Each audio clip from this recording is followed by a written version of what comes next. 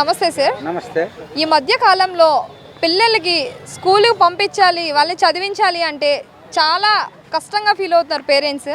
ఎందుకంటే అంత ఎక్కువ మనీ అనేది ఖర్చు అవుతుంది. సో దాని గురించి మీరు ఏం చెప్తారు? ఫస్ట్ ఆఫ్ ఆల్ ఒకటే చెప్తాను, ఆంధ్రప్రదేశ్ కానీ తెలంగాణ కానీ ఏ రాష్ట్రంలో సరే ఏ రాష్ట్రమైనా సరే ముందు మనం ప్రాధాన్యత ఇవ్వాల్సిన అవసరం ఎవరికి ఉందంటే స్టూడెంట్స్ పైన.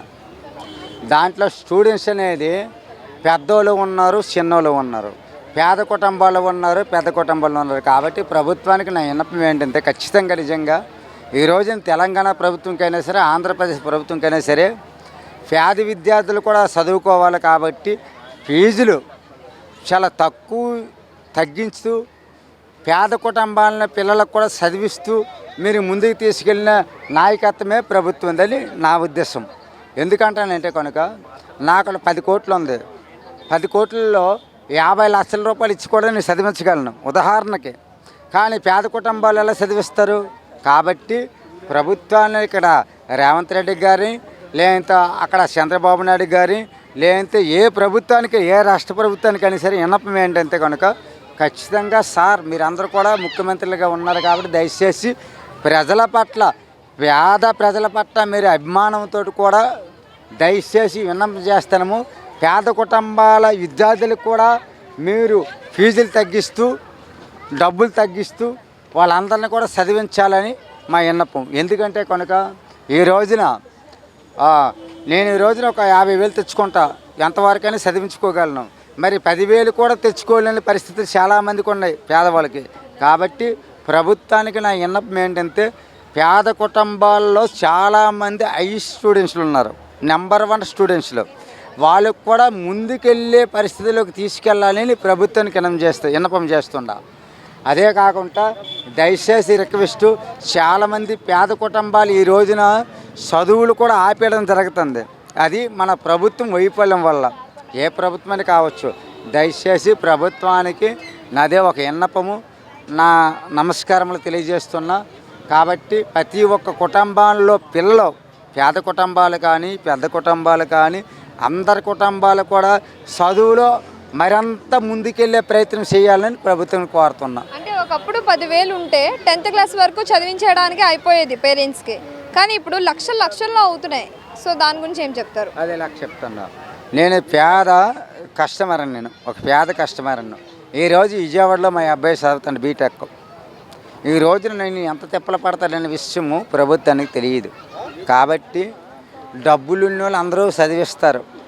కాబట్టి దయచేసి ప్రతి రాష్ట్ర ప్రభుత్వానికి కూడా విన్నపము తెలియజేయండి ఏంటంటే కనుక ప్రతి ఒక్క తెలివైన స్టూడెంట్స్కి కూడా ముందుకు తీసుకెళ్లే బాధ్యత ప్రభుత్వం పైన ఉంది 100%. ఎందుకంటే కనుక ఈ రోజున ఎంత తెలివైన విద్యార్థి అయినా సరే, ఎంత తెలివైన స్టూడెంట్స్ అయినా సరే, ఈ డబ్బులు అనానివారి కారణాల వల్ల, ఈ డబ్బుల వల్ల కొంతమంది తెలివైన స్టూడెంట్స్ కూడా చదువులు ఆపుకోవడం జరుగుతుంది.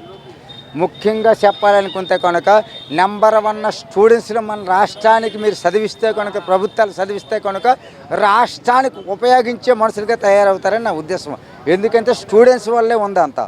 ఈరోజు చదువు, సంగీతం ఈ రెండిటి వల్లే ప్రభుత్వాలు కూడా రాష్ట్రం కూడా బాగుపడే ఉద్దేశాలు కూడా ముందుకెళ్ళే ఉద్దేశాలు ఉన్నాయి. కాబట్టి దయచేసి ప్రతి ప్రభుత్వానికి నేను విన్నపం చేయవలసింది ఏంటంటే కనుక ప్రతి స్టూడెంట్స్కి కూడా నెంబర్ 1 ర్యాంకులో ఉన్న స్టూడెంట్స్కి ఎంతవరకు చదువుతాడో, ఎంతవరకు ముందుకెళ్తాడో అంతవరకు చదివించే బాధ్యత ప్రభుత్వం పైన ఉందని ఈ సభాముఖంగా తెలియజేస్తున్నా.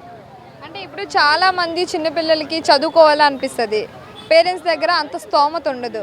సో అలాంటి వాళ్ళ పరిస్థితి ఏంటంటారు? ఇంత ఎక్కువగా ఫీజులు పెంచితే?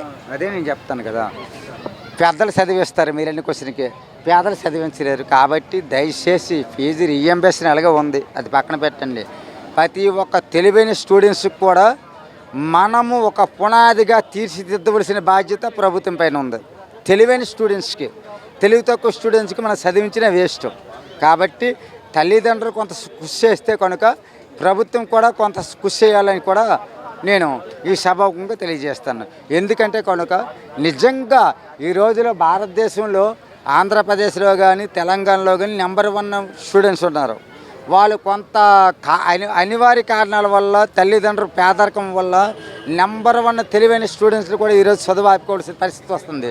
కాబట్టి అలాంటి స్టూడెంట్స్కి మీరు ప్రభుత్వాలు చదివిస్తే కనుక మన రాష్ట్రాలకి ముందుకు తీసుకెళ్ళి భావితరాలకు ముందుకు తీసుకెళ్ళే భవిష్యత్తు ఉంటుంది. అది స్టూడెంట్స్ ఒక్కడి వల్ల సాధ్యమవుద్ది. కాబట్టి మంచి స్టూడెంట్స్కి ఖచ్చితంగా ప్రభుత్వం చదివించాలని నా విన్నపం.